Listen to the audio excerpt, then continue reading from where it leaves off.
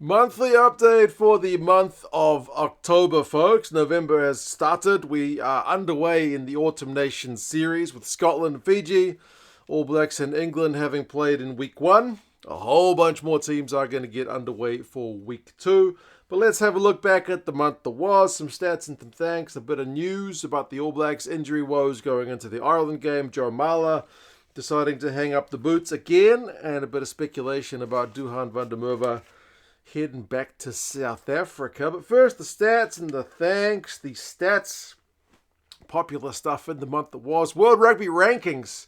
It's funny, I always like looking at the world rankings to see where World Rugby's little algorithm has spat the teams out after the most recent run of games of the Rugby Championship. We obviously had a look at the rankings. Argentina had kind of headed up in the rankings. The South Africans had dropped number one spot to Ireland. New Zealand were kind of pretty steady there in third. Australia's campaign didn't go that well, so their world ranking kind of suffered a little bit. But yeah, it's always funny because a lot of people say, I don't care about the rankings, but those videos are always pretty popular. So I feel like quite a lot of people care about the rankings. I don't care about them too much in terms of like practical application because other than world ranking seeding, they're not worth a heck of a lot. But I just like seeing where the teams are at. Something about a good ranking. Who doesn't like a good like top 5, top 10 list, right? That's kind of what the world rankings do. But for rugby, also the video about Rassie Erasmus's use of the bench. That one was a pretty fun one to make, just to see how his use of the bench changed from when he first took over to kind of being that innovative style that he uses it now. If you haven't checked that out, I would recommend it. I mean, it's my video, but I still recommend it. I think it's worth a watch. Other stats of things that have been going on in the month that was. New Zealand does not come in top in terms of the geographies, even if we did get a win the other day. That was technically a November game. South Africa, UK, Ireland, New Zealand, Australia. Those are the top 5. That's kind of the usual top 5 where the audience of this channel comes from. So thank you guys for being along. Subscribe if you haven't done so, because only about half the people are subscribed. So I'd appreciate it if you guys could change that. We even got 36 views from Greece. So some Greek rugby fans out there potentially, or maybe just people on holidays in Greece. One or the other. Also, a big thanks, I should say, to the patrons who support the channel.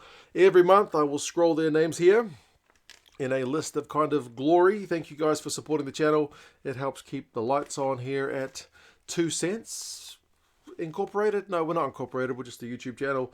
And it's just me. When I say we, it's just me. But it's also you guys as well. So thank you guys for coming along in the month of October. Special thanks to Angus, Frankie, and to Jack as well. But all these people helping out support the channel. If you want to join them, get the odd bit of extra content. Link in the description down to Patreon. It's a great way to support the channel. Also, other channels that you guys watch. These are the ones that YouTube tells me that the audience of this channel watches. Egg Chasers, The Rugby Pod, Kiwi Lads, Green and Gold Army News, which is a new one for me, and Squidge. So some pretty big and popular YouTube channels. Also the regular ones like the All Blacks channel and whatnot as well. But I'm just thinking of like kind of independent rugby creators. It's good. There's a good community of rugby YouTubers putting out some good stuff, so that is really pleasing. Also, biggest age group 35 to 44, which is my own age group, but not by much.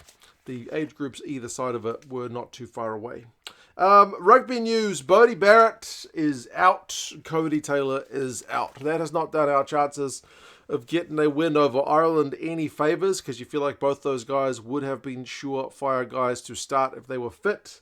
They are both ruled out with HIAs, so that is a bit of unfortunate news for Razor. Although pressure's off a little bit from Razor going into this next game against Ireland because they managed to beat England. If they'd lost to England, oh boy, it's becoming like you got to win. You got to win more, maybe all of them. But you feel like he's got a little bit more leeway. No one's going to blame. Well, he's still going to get the blame, but it'll be reasonably tempered expectations going away to the number one side in the world, right? So, yeah, it's similar to when we went to South Africa in the Rugby Championship. I don't think people were kind of burning down Razor's house because he lost to South Africa in South Africa. It's a realistically tough proposition. It gets tougher with no Barrett and Taylor for this Ireland clash. And also they've lost Billy Proctor as well, not through injury, but he's returned to New Zealand expecting the birth of his first child. So anyone who was hoping that Proctor would pip Rico into the number 13 jersey for the upcoming tests is going to have to wait a little bit longer. They have called up Ruben Love, who's kind of been hopping, toing and froing from the All Blacks 15 and the All Blacks squad. He's back into the All Blacks squad, likewise Harry Plummer and Brodie McAllister. So a few kind of injury replacements for the ABs. Good thing about having that All Blacks 15 squad on hand is they don't have to travel too far. Also, Joe Marler, who was in the news recently for all of his kind of social media stuff, is retiring from the international game. I look forward to the day where he retires from the game entirely, not because I have anything against him, because I assume he's going to announce that he's taking up a career as a fisherman, because he did a bit of good fishing with that kind of haka chap. But 95 caps. He's only 5 away from 100, and this is about the 3rd time he's decided to hang up the international boots. So part of me thinks he should just go for the 100. I'd like to see him get to 100 caps. Whether you like him or not, it's sad to finish on 95 caps. It'd be more satisfying to see him get 3 digits. And I don't know, the England propping stocks, I know he's getting a bit long on the tooth, even if Dan Cole's still playing, but he could he could be used at scrum time. Certainly Joe Marler, what can you say?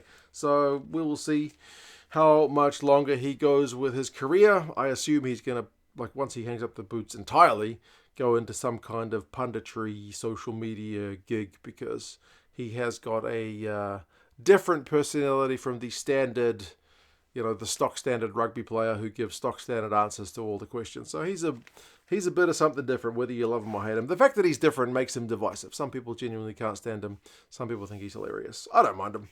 I always thought his sense of humour was alright, but grabbing by his guy the nuts is not usually a great look.